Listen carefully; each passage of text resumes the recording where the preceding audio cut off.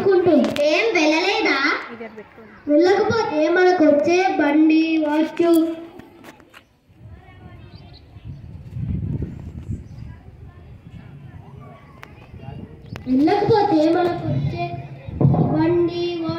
గొలుసు అవన్నీ వస్తాయేమిటి?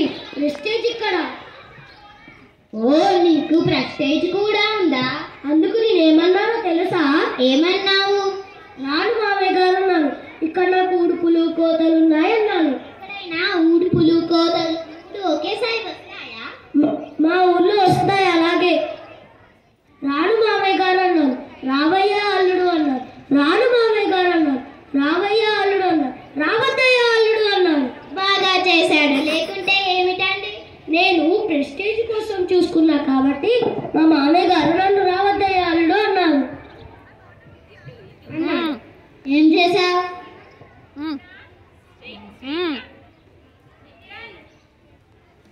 వెళ్ళకపోతే మనకు వచ్చే బండి వాచ్ గొలుసు అవన్నీ పోతాయి కదా. అందుకే వెంటనే గేరు మార్చేశాను. వస్తాను మామయ్య గారు అన్నాను. రావద్దయ్య అల్లుడు అన్నాను. వస్తాను మామయ్య గారు అన్నాను. రావద్దయ్య అల్లుడు అన్నాను. వస్తాను మామయ్య గారు అని వెంటనే కాలెట్టేసుకున్నాను. బాగా చెప్పావు, బాగా చెప్పావు. ముందే వస్తానంటే ఏ బండో ఏ రిక్షానో మాట్లాడేవాడు. కానీ నేను ప్రెస్టేజ్ కోసం చూసుకున్నా కాబట్టి నన్ను 32 మైళ్ళు నడిపించాడు. బాగా చేశాడు. దారిలో అల్లుడు ఈ రోడ్డు అట్టుకొని వెళ్ళిపో, మన ఇల్లు వచ్చేస్తుంది, నేను పొలం కాడికి వెళ్ళొస్తా అన్నాడు. నేను ఎగురుకుంటూ మా అత్తారింటికి వెళ్తున్నాను. చిలక పద పదనమై పద పదమైనా పద పద, గాలిపటమా పద పద పద, నేలపటమా పద పద పద. గాలిపటం అంటే ఉంటుంది, నేలపటం అంటే? గాలిపటం అంటే గాల్లో ఉంటుంది, తెగి నేల మీద పడితే నేలపటం. నా పాట నా శీలం. నీకెందుకమ్మా? వెళ్ళిపో, చాలా బాగుంది. అంతలో వెళ్తుంటే అడ్డొచ్చాను. ఏమిటవి? ముగ్గులు. అమ్మాయిలు ఆడవాళ్ళు సంక్రాంతి రోజు నిద్ర మానేసి ముగ్గులేస్తారు కదా, అవి తొక్కితే పాపం కదా. మహాపాపం. దాంట్లో గొబ్బెమ్మలు పెడతారు. అందుకే ముగ్గులు తొక్కకుండా వెళ్తున్నాను. ఎలా వెళ్తున్నావు? ఇలా వెళ్తున్నాను. ఐగో ముగ్గులు, ఐగో ముగ్గులు, ఐగో ముగ్గులు.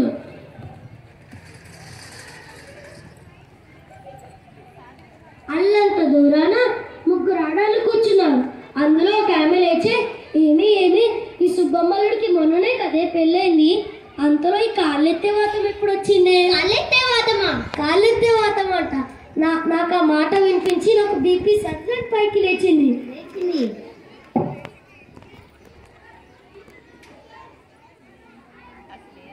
ముగ్గులు తొక్కితే పాపమని ముగ్గులు తొక్కకుండా వెళ్తే ఈవిడ నన్ను కాళ్ళెత్తి వాతం అంటున్నాను. వెంటనే వెనక్కి వచ్చేసాను.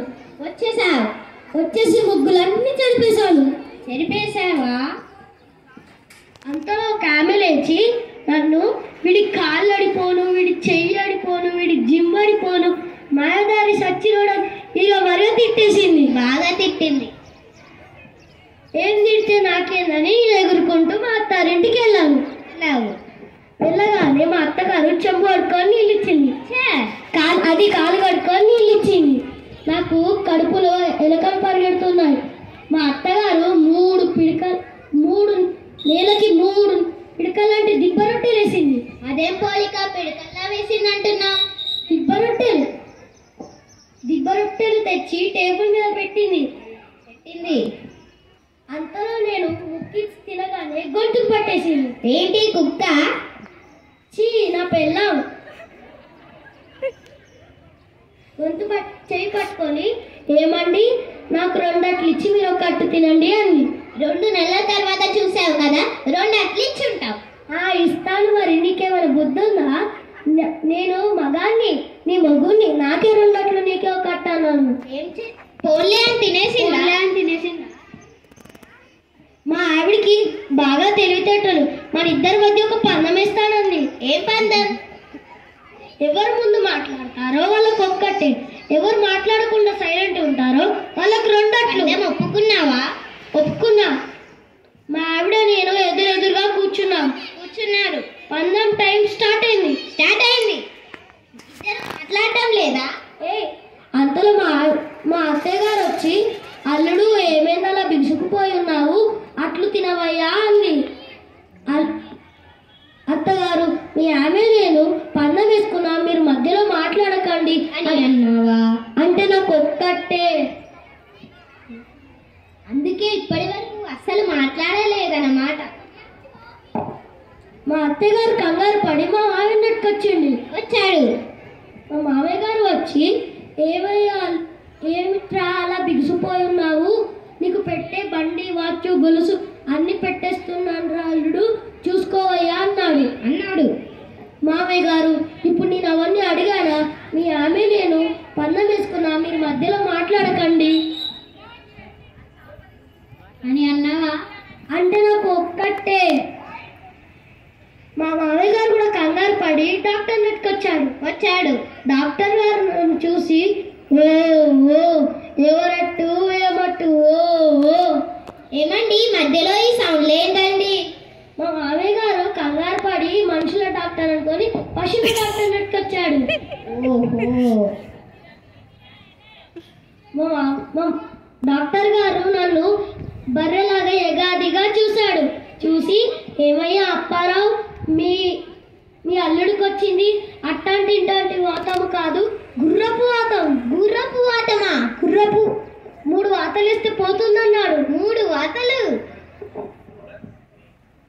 మా మామయ్య గారు అట్టెక్కిస్తున్నాడు. ఎందుకు? మడత మంచ మూసలు తీయడానికి. మా మామయ్య గారు మడత మంచ మూసలు తీశాడు. ఎర్రటి కుప్పట్లో కాల్చాడు. డాక్టర్ గారికి ఇచ్చాడు. డాక్టర్ గారు పట్టుకున్నారు. ఎత్తారు నా చొక్కా. వేశారు ఒక వాత. అమ్మ బాబోయ్ అన్నాను. అంటే నువ్వు ఇప్పుడు మాట్లాడావు. అమ్మ బాబోయ్ అన్నాను. ఎదురుగున్న మా ఆవిడ లేచి, నీకొకటే నాకు రెండు అని అంది.